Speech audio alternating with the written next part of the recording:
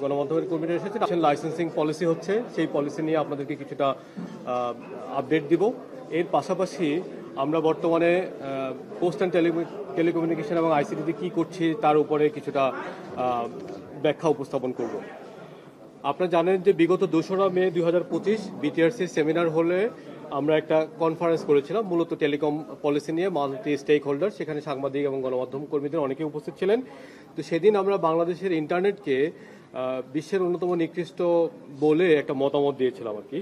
তো সেখানে আমাদের মূল চ্যালেঞ্জ হলো এই নিকৃষ্ট ইন্টারনেটকে কিভাবে একটা মানসম্পন্ন এবং উচ্চগতির ইন্টারনেট রেজিমে আনা যায়। তো সেজন্য আমরা ভেবেছি যে বর্তমানে যে টেলিকম লাইসেন্সিং পলিসিটা আছে, এই পলিসিটাকে সংশোধন করতে 2018 সালে আন্তর্জাতিক টেলিযোগাযোগ ইউনিয়ন তাদের শীর্ষস্থানীয় কনসালটেন্ট ডেভিড রজারসনকে এই কাজের জন্য পাঠিয়েছিল এবং এই স্টাডি করার মাধ্যমে তারা বাংলাদেশকে দেখিয়েছিল যে বাংলাদেশের টেলিকম লাইসেন্সিং যে রেজিমটা এটা অনেক বেশি হায়ারার্কিক্যাল। 2007-8 সালের পরে মোবাইল কোম্পানিগুলো যখন বিভিন্ন ধরনের জালিয়াতি কিংবা রেভিনিউ লিকেজের কারণ ঘটাচ্ছিল, তখন ILDTS পলিসি নামে একটা পলিসি করা হয়। এই পলিসির মাধ্যমে যদিও তার উদ্দেশ্য ভালো ছিল, কিন্তু এই পলিসিকে ব্যবহার করে বিগত স্বৈরাচারী সরকার 7 এবং 8 স্তরের লাইসেন্সিং রেজিম প্রবর্তন করে এবং এই রেজিমটা দিন শেষে মধ্যস্বত্বভোগীদের সুবিধা দেয় এবং এই সুবিধাগুলোর মাধ্যমে আমরা দেখেছি প্রায় 3400-র বেশি লাইসেন্স বরাদ্দ করা হয়েছে বিগত 15 বছরে। আমরা চাচ্ছি এই যে মধ্যস্বত্বভোগী যারা ভ্যালুয়েট করছে না, যারা সামান্য কয়েক কোটি টাকা বিনিয়োগ করে কয়েকশো কোটি টাকা হাতিয়ে নিচ্ছে, যাদের আন্তর্জাতিক মানসম্পন্ন কোনো লাইসেন্সিং স্বীকৃতি নাই, আমরা চাচ্ছি পুরো লাইসেন্সিং ব্যবস্থা থেকে সেই মধ্যস্বত্বভোগী যারা টোল কালেক্টর হিসেবে কাজ করছে তাদেরকে সরিয়ে এই খাতে শৃঙ্খলা আনয়ন করতে। এবং আমরা দেখেছি যে এখানে মাত্র 5 থেকে 10 কোটি এবং সর্বোচ্চ 50 কোটি টাকা বিনিয়োগ করে 400 কোটি টাকার বেশি হাতিয়ে নেওয়া হয়েছে এবং সেই বছরে হাতিয়ে নেওয়া হচ্ছে এবং সেই অর্থের মাত্র 50% সরকারকে দেওয়া হচ্ছে। অর্থাৎ যেখানে 95% অর্থ সরকারকে রেভিনিউ হিসাবে দেওয়ার কথা ছিল, সেখানে মাত্র 50% দিয়ে বলছে যে তারা সরকারকে অনেক রেভিনিউ দিচ্ছে, নতুন লাইসেন্সিং পলিসিতে এই টাকা গচ্ছা যাবে। কিন্তু আমরা সুস্পষ্টভাবে বলতে চাই, আপনাদেরকে মাধ্যমে বাংলাদেশের মানুষকে আশ্বস্ত করতে চাই, নতুন টেলিকম পলিসি আন্তর্জাতিক মান এবং আন্তর্জাতিক টেলিযোগাযোগ সংস্থা এবং GSMA সহ বিভিন্ন আন্তর্জাতিক অ্যাসোসিয়েশনের প্রস্তাবনা মতে যেই প্রস্তাবনা করা হয়েছিল, যেখানে লাইসেন্সিংয়ের স্তরগুলোকে কমানো হবে, যেখানে লাইসেন্সিংগুলোকে ক্ষমতায়ন করা হবে এবং একই সাথে পাশাপাশি 2টা লাইসেন্সের মধ্যে একটা সমন্বিত ইন্টারঅপারেবিলিটি করা হবে, সে মতেই আমরা কাজ করছি। এই জন্য আমরা বিটিআরসির মাধ্যমে প্রায় 4টা মাল্টি স্টেজ কনসালটেশন করেছি, স্টেক হোল্ডারদের সাথে আলাদা আলাদাভাবে কনসালটেশন করেছি। এই মুহূর্তে আমরা ইন্টারমিনিস্ট্রিয়াল কনসালটেশন করছি এবং এই ইন্টারমিনিস্ট্রিয়াল কনসালটেশন শেষ হলে আমরা এটা লেজিসলেটিভ ভেটিংয়ের মাধ্যমে ভেটিংয়ে পাঠাবো এবং পরবর্তীতে সেটা ক্যাবিনেটে উঠানোর চেষ্টা করা হবে। আমরা চেষ্টা করছি ডেমোক্রেটিক ওয়েতে গণতান্ত্রিকভাবে যতগুলো মতামত এসেছে, এখনো পর্যন্ত আমাদের কাছে দেশি বিদেশিদের কাছ থেকে কয়েকশো মতামত এসেছে, এই মতামতগুলো আমরা অ্যাকোমোডেট করার চেষ্টা করেছি। সম্প্রতি একটি রাজনৈতিক দল আমাদেরকে একটি সংবাদ সম্মেলন করে কিছু পরামর্শ দিয়েছেন, আমরা সেগুলোও আমলে নেওয়ার চেষ্টা করেছি। অর্থাৎ আমরা চাই যেই লাইসেন্সিং স্টেজগুলো বর্তমানে ভ্যালুয়েট করছে না বা অতি সামান্য ভ্যালুয়েট করছে, আমরা সেগুলোকে ডিরেগুলেট করে দিচ্ছি যাতে লাইসেন্সিং ব্যবস্থা সহজ হয়। এখন আমরা কেন এই কাজটা করছি? এই কাজটা এই জন্য করছি, বাংলাদেশে টেলিযোগাযোগের যে সেবা, এই সেবার মান কম এবং দাম বেশি। যদি মান বাড়াতে হয়, অর্থাৎ ইন্টারনেটকে গ্রাহক পর্যায়ে, গ্রামগঞ্জ থেকে শহরের গ্রাহক পর্যায়ে ভালো করতে হয়, স্পিড বাড়াতে হয়, তাহলে আমাদেরকে দুটো কাজ করতে হবে। একটা হচ্ছে যে সরকারের যে কর ব্যবস্থাপনা, এই কর ব্যবস্থাপনায় বর্তমানে 50% কাছাকাছি রাজস্ব আহরণ করা হয়। যেহেতু এখানে এখনই বড় ধরনের সিদ্ধান্ত নিলে সরকারের রেভিনিউ শক আসতে পারে, সেজন্য আমরা সিদ্ধান্ত নিয়েছি আমরা সেই পথে না হেঁটে বরং যারা এই লাইসেন্সিং ব্যবস্থা থেকে অন্যায়ভাবে টোল কালেক্ট করছে আমরা তাদেরকে রিমুভ করে দেব। তবে এই রিমুভ করার জন্য দেশীয়রা কিভাবে প্রোটেকশন পাবে আমরা সেই বিষয়টাও আমলে নিয়েছি। সেজন্য আমরা প্রতিটা স্তরে দেশীয়দের স্বার্থ সুরক্ষার জন্য একটা ক্যাপিং, আন্তর্জাতিক মালিকানার একটা ক্যাপিং তৈরি করে দিয়েছি। এটা পাশাপাশি রেখেছি যে প্রতিটা লাইসেন্স স্তরে দেশীয় কোম্পানিগুলো শতভাগ মালিকানার কোম্পানি প্রতিষ্ঠা করতে পারবে। আর যদি কোনো বিদেশি প্রতিষ্ঠান আসে তাহলে সার্ভিস লেয়ারে, যেটা সবচেয়ে নিচের লেয়ার, সেই লেয়ারে আমরা বলেছি যে 15 থেকে 20% মালিকানা আমাদের দেশীয়দের জন্য সংরক্ষণ করতে হবে। আর মাঝখানের যে ইনফ্রাস্ট্রাকচার লেয়ার, সেখানে আমরা বলছি 50 থেকে 60% বা আলোচনা সাপেক্ষে তার কিছুটা বেশি আমরা বিদেশিদেরকে সর্বোচ্চ বিনিয়োগ হিসাবে দিব, যেহেতু এখানে অনেক বেশি বিনিয়োগের প্রয়োজন হয়। সেখানে আমরা 30 থেকে 35% আমাদের দেশীয় ব্যবসায়ীদের সাথে স্বার্থ সংরক্ষণ করতে যাচ্ছি। আর আন্তর্জাতিক যে স্তর আছে সেই স্তরে আমরা বলেছি যেহেতু সেখানে বর্ধিত বিনিয়োগের প্রয়োজন নেই, সেখানে আমরা মালিকানা দেশীয় ব্যবসায়ীদের অনুকূলে রাখার জন্য সেখানে দেশীয়দের 51% বিনিয়োগ সুরক্ষার কথা বলেছি। তো সব কিছু মিলে আমরা বলেছি নতুন পলিসিতে যে যারা তাদের বর্তমান লাইসেন্সের মেয়াদ শেষ হয়ে যাবে তারা যদি আগেই চলে আসে তাহলে তার যেই বছরগুলো বাকি থাকবে সেটা নতুন লাইসেন্সের মেয়াদের সাথে আমরা সংযুক্ত করে দিব। এবং তারা যদি নতুন লাইসেন্সে আসতে চায় তাহলে অগ্রাধিকার ভিত্তিতে তাদেরকে নতুন লাইসেন্স রেজিমে বিবেচনা করা হবে। তবে যেই লাইসেন্সগুলো, যেমন ICX লাইসেন্স পৃথিবীর কোথাও নেই, IGW লাইসেন্স পৃথিবীর কোথাও নেই, নিক্স কিংবা IIGর মতো লাইসেন্স ব্যবস্থাগুলো কিংবা IOF এর মতো লাইসেন্স ব্যবস্থাগুলো কোথাও নেই। আপনারা পত্রিকান্তরে জেনেছেন এই ধরনের লাইসেন্সের মাধ্যমে সর্বমোট 8,000 কোটি টাকা টেলিকম ইন্ডাস্ট্রি থেকে তুলে নেওয়া হয়েছে। আমরা যারা স্বৈরাচারের আমলে রাজনৈতিক বিবেচনায় যারা এই লাইসেন্স ব্যবস্থা অক্ষত রেখে যারা নতুন বিনিয়োগকারীদেরকে টেলিকম লাইসেন্স ব্যবস্থায় আসতে দিতে চায় না এবং একই সাথে যারা বর্তমান সিন্ডিকেট করে রেখেছে, আমরা তাদেরকে নতুন লাইসেন্স ব্যবস্থায় বিনিয়োগ বিবেচনা করছি না, বরং তারা কিভাবে মাইগ্রেশন হতে পারে, কর্মসংস্থানগুলো কিভাবে রক্ষা করতে পারে, সেজন্য আমরা বলেছি দুটো বিষয় করতে হবে। প্রথমত, লাইসেন্সের লাইফ টাইম শেষ হলে তাদেরকে নতুন লাইসেন্সিং ব্যবস্থায় নতুনভাবে লাইসেন্স নিতে হবে এবং নতুন বিনিয়োগ নিয়ে আসতে হবে। আর যারা আসবে আমরা তাদেরকে অগ্রাধিকার ভিত্তিতে বিবেচনা করব। প্রিয় সহকর্মীবৃন্দ, বলা হচ্ছে যে এই লাইসেন্সিং ব্যবস্থা উঠিয়ে দিলে সরকারের 400 কোটি টাকা ক্ষতি হবে ইত্যাদি ইত্যাদি।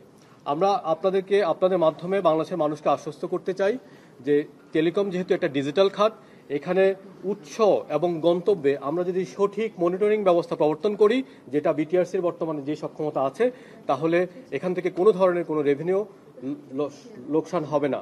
বরং বর্তমানে একটি কল একটা অপারেটর থেকে অন্য অপারেটরে যাওয়ার জন্য যে 5 পয়সা নেওয়া হয়, আমরা এই 5 পয়সা বিটিআরসির জন্য বর্ধিত রাজস্ব হিসাবে আমরা আনতে পারবো। এতে করে সরকারের রাজস্ব কমবে না, বরং বাড়বে।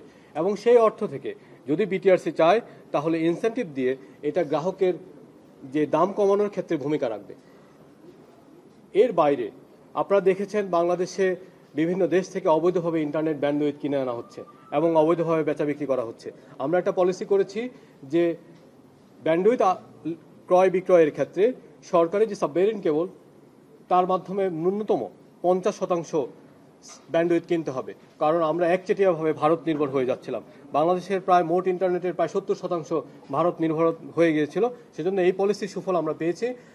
আমরা যখন দায়িত্ব নিয়েছি তখন বাংলাদেশের সাবমেরিন কেবল কোম্পানির সিমি 4 এবং 5 এর মাধ্যমে সর্বোচ্চ 2.7 টেরাবাইট আসছিল। আজকে আমরা যখন আপনাদের সাথে কথা বলছি এই ক্যাপাসিটি 2.7 টেরাবাইটে 3.7 টেরাবাইটে উন্নীত হয়েছে এবং সম্প্রতি স্টারলিংক আরও 200 গিগ ইন্টারনেট কিনেছে, এর মাধ্যমে প্রায় 3.9 টেরাবাইটে উন্নীত হবে। অর্থাৎ আমরা যেই পলিসি আনছি এই পলিসির মাধ্যমে রাষ্ট্রীয় প্রতিষ্ঠানগুলোর আয় বাড়ছে এবং এতে আমাদের বিদেশি যেই রেভিনিউ লিকেজ, এই লিকেজটা বন্ধ হচ্ছে। একইভাবে আপনারা জানেন যে IOF নামক একটা প্রতিষ্ঠান করা হয়েছিল, কনজোর্ডিয়াম করা হয়েছিল। এই কনজোর্ডিয়ামের মাধ্যমে প্রতিটি আন্তর্জাতিক কল আদান প্রদানের 10% কেটে নেওয়া হচ্ছিল এবং এই 10%-এর মাধ্যমে প্রায় 900 থেকে 1100 কোটি টাকা হাতিয়ে নেওয়া হয়েছে এবং এই টাকার 90% বেক্সিমকোর অ্যাকাউন্টে গিয়েছে মেনটেন্যান্স এবং আপগ্রেডেশনের নাম করে। অথচ ওই খাতে কোনো ধরনের কোনো মেনটেন্যান্স আপগ্রেডেশন হয়নি এবং এই ধরনের লাইসেন্স বিশ্বের কোথাও নেই। সেজন্য আমরা এই ধরনের লাইসেন্স ব্যবস্থা থেকে সরে এসে বাংলাদেশের টেলিকম লাইসেন্সকে একটি আধুনিকতম লাইসেন্স ব্যবস্থায় নিয়ে যেতে চাই এবং এই জন্য আমরা একটা ইনক্লুসিভ, যেখানে সবাই প্লে করতে পারবে, সবাই সবার দায়িত্ব এবং কর্তব্য জানবে, যে জন্য নতুন পলিসির শেষ দিকে আমরা বলেছি আমরা দুটো নতুন জিনিস ইনক্লুড করছি। একটা হচ্ছে লাইসেন্স অব্লিগেশন, অর্থাৎ যারা লাইসেন্স পাবে তাদেরকে তাদের লাইসেন্সের প্রথম, দ্বিতীয়, তৃতীয় বছরে তাদেরকে শুধুমাত্র শহরের কয়েকটা এলাকায় কাভারেজ দিয়ে তারা লাইসেন্স কন্টিনিউ করতে পারবে না, তাদেরকে বৈষম্যহীনভাবে গ্রামে এবং শহরে যেতে হবে, পাহাড়ে এবং সমতলে আসতে হবে, উপকূলে এবং মধ্যাঞ্চলে আসতে হবে। এবং যারা আমাদের বৈষম্যের শিকার, নিম্ন প্রান্তিক, যারা ডিসেবিলিটির শিকার, যারা ফিজিক্যালি এন্ডেঞ্জার্ড এবং যারা বিভিন্ন প্রাকৃতিক দুর্যোগ কবলিত, আমরা বলেছি সেবাগুলিকে এমনভাবে বিস্তৃত করতে হবে যাতে সবখানে সব সেবা সব সময় পৌঁছে। অর্থাৎ আমরা একদিকে বলছি লাইসেন্স নিয়ে সেটা ফেলে রাখা যাবে না, সেটা দিয়ে ব্যবসা করা যাবে না, অন্যদিকে আমরা বলছি এই লাইসেন্সের বিপরীতে যে সেবাটা, এই সেবাটা সমভাবে বাংলাদেশের সব মানুষের কাছে বিস্তৃত লাভ করতে হবে। দ্বিতীয় পর্যায়ে আমরা বলছি কোয়ালিটি অফ সার্ভিস। আজকে আপনারা দেখছেন যে একটা ভয়েস কল করতে গেলে একটু পরপর রিকানেকশন হয়, একটা হোয়াটসঅ্যাপ কল করতে গেলে রিকানেকশন হয়। আমরা বলেছি যে এই যে কোয়ালিটি অফ সার্ভিস, এটা আমরা নতুন বিটিআরসির মাধ্যমে আমরা একটা নতুন কেপিআই, কি পারফরমেন্স ইন্ডিকেশন দিব, এই কেপিআইগুলো মানতে হবে। যদি এই কেপিআইগুলো না মানা হয় তাহলে তাদেরকে শাস্তির আওতায় আনা হবে, আর যারা এই কেপিআইতে ভালো করে তাদেরকে পুরস্কৃত করা হবে। সম্প্রতি আমরা বাংলাদেশের যে IIG, broadband internet service provider, ISP মালিকদের সাথে বসেছিলাম এবং ওনাদেরকে বোঝানোর চেষ্টা করছি যে আপনারা যে সার্ভিসটা দেন ব্রডব্যান্ডের নামে, এটা আসলে ব্রডব্যান্ড নয়, 5 Mbps-কে ব্রডব্যান্ড বলা যায় না। সেজন্য তারা আমাদের ডাকে সাড়া দিয়ে সম্প্রতি 12 থেকে 15 Mbps ন্যূনতম ইন্টারনেট স্পিড হিসাবে সার্ভিস দেওয়ার ঘোষণা দিয়েছে। আমি আশা করি যে তারা এটা বাস্তবায়ন করবে এবং এটা বাস্তবায়ন করলে দেখা যাবে আমাদের অনেক মানুষ যারা বাইরে ম্যাক্রো নেটওয়ার্কে যারা ভালো সার্ভিস পান না, তারা ইনডোরে এসে ওয়াইফাইয়ের মাধ্যমে ভালো সেবা পাবেন। একই সাথে আমরা মোবাইল কোম্পানিকেও অনুরোধ করছি নতুন লাইসেন্সে যে বর্তমানে বাংলাদেশের মাত্র 20% টাওয়ার ফাইবারাইজেশনের আওতায় আছে। আমরা চাচ্ছি আগামী 2 বছরের মধ্যে এটা 80% যাবে। যদি যায় সেজন্য আমরা মোবাইল কোম্পানিগুলোকে কিছু সুবিধা দিয়েছি। একটাকে বহুল প্রচলিত DWDM এবং অ্যাক্সেস টু ফাইবার, অর্থাৎ ডার্ক ফাইবার যাতে তারা ভাড়া নিতে পারে। এতদিন এই সুবিধাগুলোকে বিভিন্ন প্রভাবশালী গোষ্ঠীর কারণে তাদের প্রভাবে বন্ধ করে রাখা হয়েছিল। আমরা এই বিষয়গুলোকে উন্মুক্ত করেছি। অর্থাৎ আমরা চাই ইন্টারনেটকে সহজ করতে, ইন্টারনেট সহজ করতে হলে ফাইবারকে সহজ করতে হবে এবং ফাইবারকে সহজ করতে গেলে বর্তমানের যে সিন্ডিকেটেড লাইসেন্স রেজিম আছে সেটাকে স্ক্র্যাপ করতে হবে এবং আপনাদের এবং বাংলাদেশের মানুষের সমর্থন নিয়ে আমরা সেই কাজটাই করে যাচ্ছি।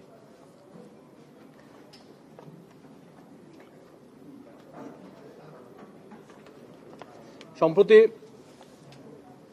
বিটিসিএল নিয়ে একটা আলোচনা এসেছে, আমি সেটা অ্যাড্রেস করতে চাই। আপনারা জানেন যে বাংলাদেশের যে ইন্টারনেট বর্তমান যে ফুটপ্রিন্ট, এটা রিয়েল ইন্টারনেট ফুটপ্রিন্ট হচ্ছে 7.5 টেরাবাইট। এখন আমরা যখন ইন্টারনেট বলি, আসলে আমরা যা দেখি ফেসবুকে বা মোবাইলে, এটার একটা সামান্য একটা অংশ রিয়েল ইন্টারনেট, বাকিটা আসলে ক্যাশ। বিটিসিএল যখন তার নেটওয়ার্ক সম্প্রসারণের জন্য দায়িত্ব নেয়, তখন তারা বলেছিল 2030 সালের আশেপাশে বা এই ক্যাপাসিটিটা 26 টেরাবাইট হবে। কিন্তু সেই স্পেসিফিকেশনে ক্যাশ ইন্টারনেট এবং রিডান্ডেন্সি, এই দুটো জিনিস মিস করা হয়েছিল। বুয়েট একটা স্টাডি করেছে, এই স্টাডি করে দেখিয়েছে 2030 সালের পরে বা আজ থেকে, যখন সেটা করা হয়েছিল 2016-17 সালে যে স্টাডিটা করা হয়েছিল, তখন থেকে 10 বা 12 বছর পরে এটা লাগবে 100 টেরাবাইটের বেশি। আমরা যদি আজকে হিসাব দেখি তাহলে আমরা দেখতে পাচ্ছি এই মুহূর্তে বাংলাদেশের ইন্টারনেট ফুটপ্রিন্টটা হলো ক্যাশ এবং টোটাল ইন্টারনেট মিলে আনুমানিক 35 থেকে 36 টেরাবাইট। বৈশ্বিক ইন্টারনেটের যে সিএজিআর আছে, যে কম্পাউন্ড অ্যানুয়াল গ্রোথ রেট আছে, বৈশ্বিক রেট হচ্ছে 28%। আর ডেভেলপিং কান্ট্রিগুলো যেখানে ডিজিটাল কানেকশন এবং ডিজিটাল সার্ভিস এখনো পৌঁছেনি, সেখানে এই স্তরটা অনেক বেশি। সেটা হচ্ছে আফ্রিকান দেশগুলোতে প্রায় 34% এবং বাংলাদেশের মতো দেশগুলোতে এগুলো 45%। এখন আমরা যদি এই 35 টেরাবাইটের উপরে যদি বছর 34 থেকে 45% একটা হিসাব যোগ করি, তাহলে এই প্রবৃদ্ধি আজ থেকে 12 বছর পরে দাঁড়ায় প্রায় 250 টেরাবাইট। যদি একটা দেশে 40% বা তার আশেপাশের হারে ইন্টারনেট প্রবৃদ্ধি না হয়, তাহলে বুঝতে হবে সেই দেশের ডিজিটাল ইনফ্রাস্ট্রাকচারের সমস্যা আছে। আমরা এই জন্য বলছি যে বিটিসিএল যেই ফাইবার নেটওয়ার্ক বর্ধিতকরণের যে প্রজেক্টটা বিগত সরকারের আমলে নিয়েছে, যার টেন্ডার বিগত সময়ের আমলে হয়েছে, যা নিয়ে টেন্ডার প্রক্রিয়ায় প্রভাবিত করার কাজগুলো বিগত সরকারের আমলে হয়েছে, এবং সেখানে যে একটা এলসি করা হয়েছিল, আমি এবং নাহিদ ইসলাম দায়িত্ব নেওয়ার আগে সেই এলসিতে 290 কোটি টাকা অফারের যোগে এলসিও পরিশোধ করা হয়ে গেছে। তো এই সব কিছু আমলে নিয়ে আমরা দুর্নীতি দমন কমিশনের মাননীয় চেয়ারম্যান মহোদয়ের সাথে কথা বলেছি। আমি নিজে ওনার অফিসে গিয়েছি। আমি বলেছি যে স্যার, যেহেতু 290 কোটি টাকা চলে গেছে এবং যেহেতু এটা সর্বনিম্ন দরদাতা এবং ক্যাপাসিটি নিয়ে যেই অপতথ্যটা এসেছিল সেটা বুয়েট যেহেতু ক্লারিফাই করেছে, আমরা একটা কমিটি করে দিব।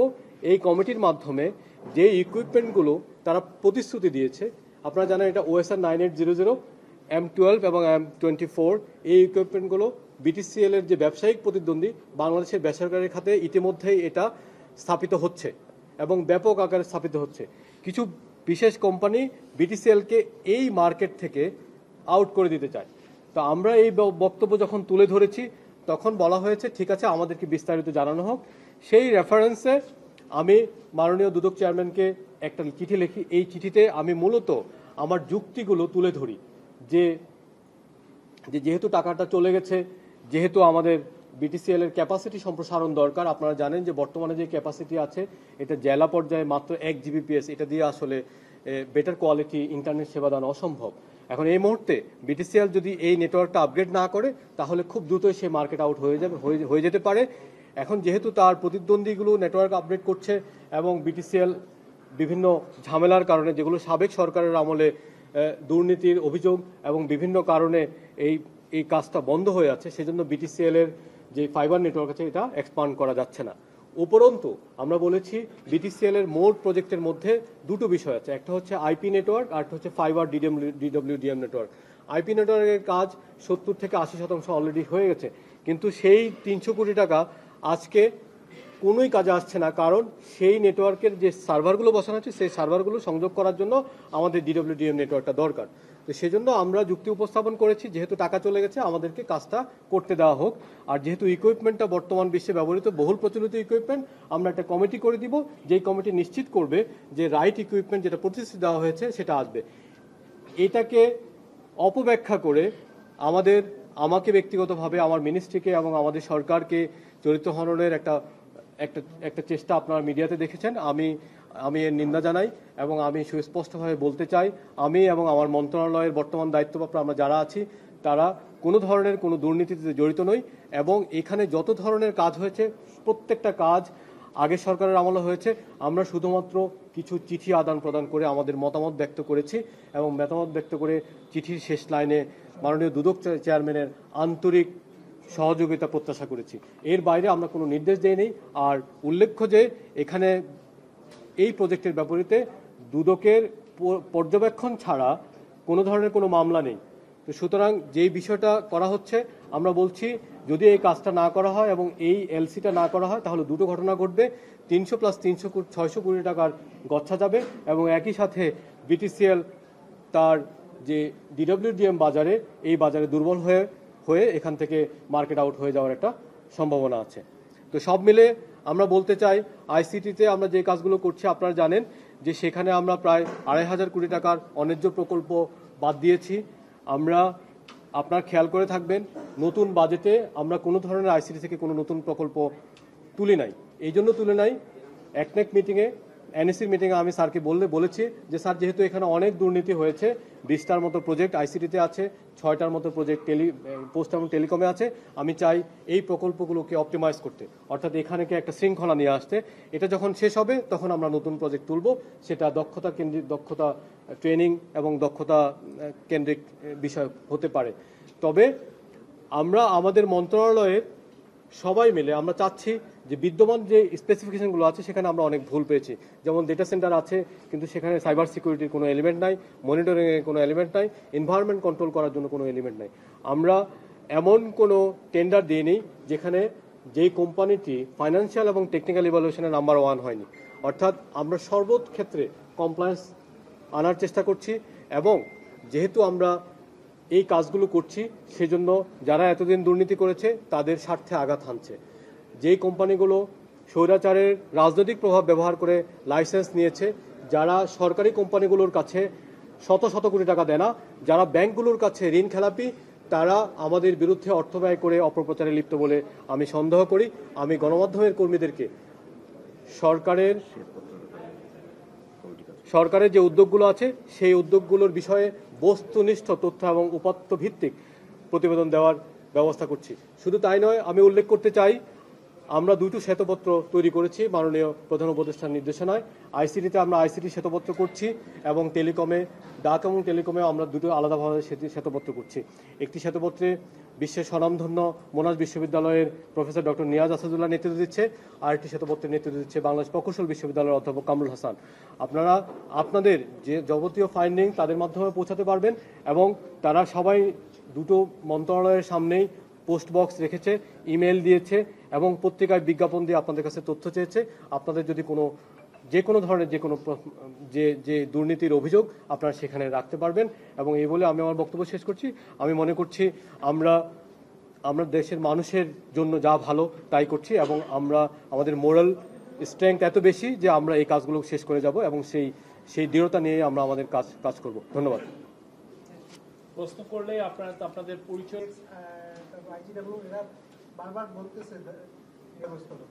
এটা সম্পূর্ণ একটা অপব্যাখ্যা। আমরা বলেছি যে নতুনরা যখন তাদের লাইসেন্স রেজিম শেষ হয়ে যাবে, কারো লাইসেন্স কেড়ে নেওয়া হবে না। প্রত্যেককে একটা নির্দিষ্ট সময় 10 বা 15 বছরের মেয়াদে লাইসেন্স দেওয়া হয়েছে। সে তার লাইসেন্স চলাকালীন মেয়াদকালীন সময়ে তাদেরকে লাইসেন্স কেড়ে নেওয়া হবে না, তাদেরকে কোনো ধরনের কোনো প্রভাব করা হবে না। যেটা হবে সেটা হচ্ছে যে যেহেতু এই লাইসেন্সগুলো আন্তর্জাতিক স্তরে আন্তর্জাতিক স্বীকৃতি নেই, নতুন লাইসেন্স ব্যবস্থা আমরা এই লাইসেন্সগুলো কন্টিনিউ করব না। তখন তাদেরকে নতুন বিনিয়োগের মাধ্যমে নতুন লাইসেন্স কিনে নতুনভাবে ব্যবসা করতে হবে। এবং আমরা সেজন্য বলেছি যে যারা নতুনভাবে আবেদন করবে আমরা তাদেরকে অগ্রাধিকার দিব, এটা স্পষ্টভাবে নতুন পলিসিতে বলা আছে। এর বাইরে আইসিএক্স আইআইজিডব্লিউগুলোর যারা আছে, যাদের 2027 সালের দিকে মেয়াদ শেষ হবে, তারা চাইলে আউটসোর্সিং হিসাবে এক্সিস্টিং লাইসেন্সের সাথে কাজ করার সুযোগ আছে। সুতরাং এটা সম্পূর্ণ অপব্যাখ্যা যে দেশীয়দের ব্যবসা বন্ধ করা হচ্ছে। দেশীয়দের কোনো ব্যবসা বন্ধ করা হচ্ছে না। এই দেশীয়দের নাম করে একদল স্বৈরাচারের দোসর এবং মাফিয়া ব্যবসায়ী যারা সিন্ডিকেট তৈরি করছিল, যারা এই সিন্ডিকেট ভাঙতে চায় না এবং যারা এই সিন্ডিকেট ভেঙে নতুনদেরকে এই ব্যবসায় টেলিকম ব্যবসায় আসতে দিতে চায় না, তারা এই ধরনের অপতথ্য ছড়াচ্ছে বলে আমি মনে করি।